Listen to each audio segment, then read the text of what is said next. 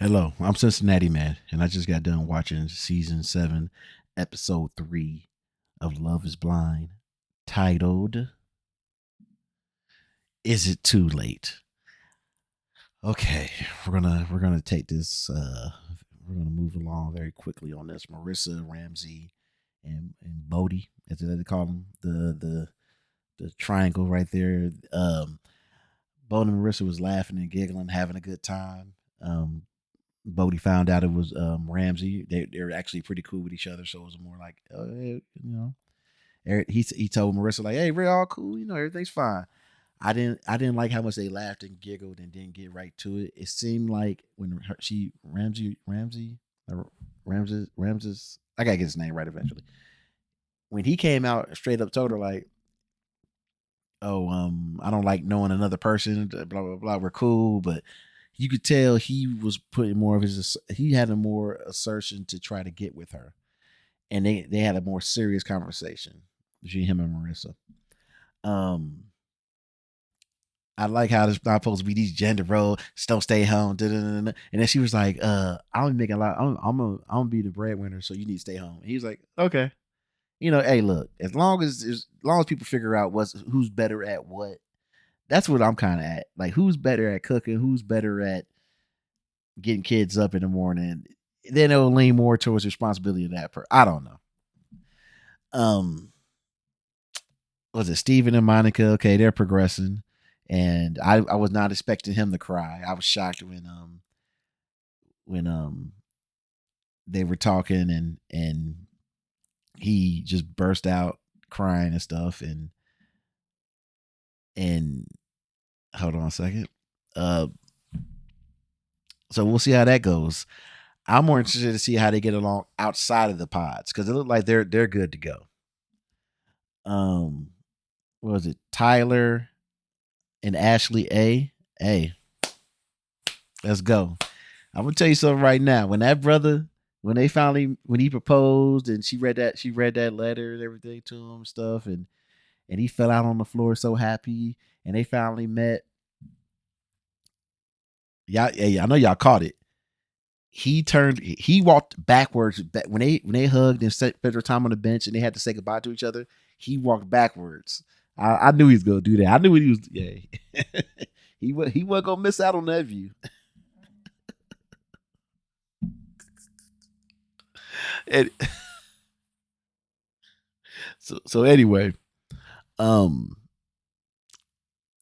G and and Taylor, that's beautiful. That's beautiful. They can move forward. Um, in my mind, I, I was like, I don't think he has. I don't think a white dude's gonna have a problem dating an Asian woman.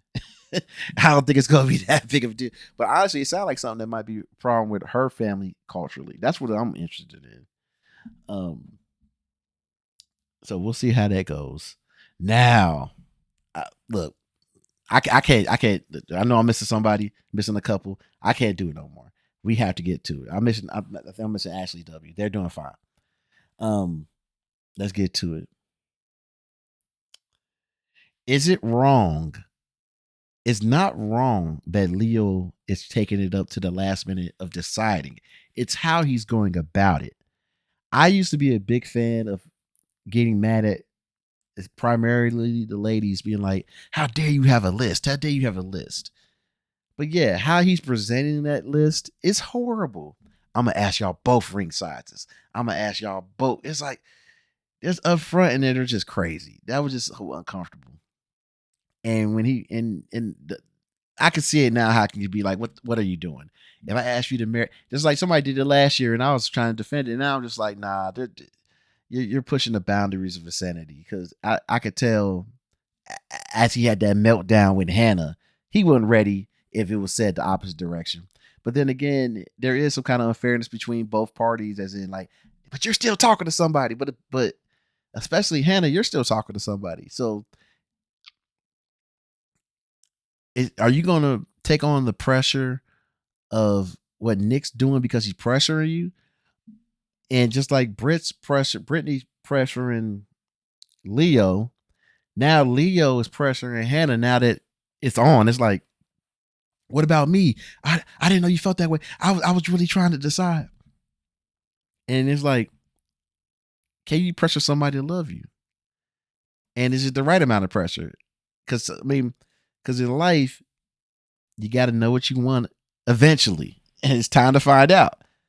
And also, you can't keep putting somebody in limbo. Like, there's some people that don't have this clock that this show creates. Like, you had this amount of time, you had this many days. There's people right now wait years to get with somebody because they can't figure it out, and the other person doesn't want to put that pressure because they know if they put that pressure, the person might runs away.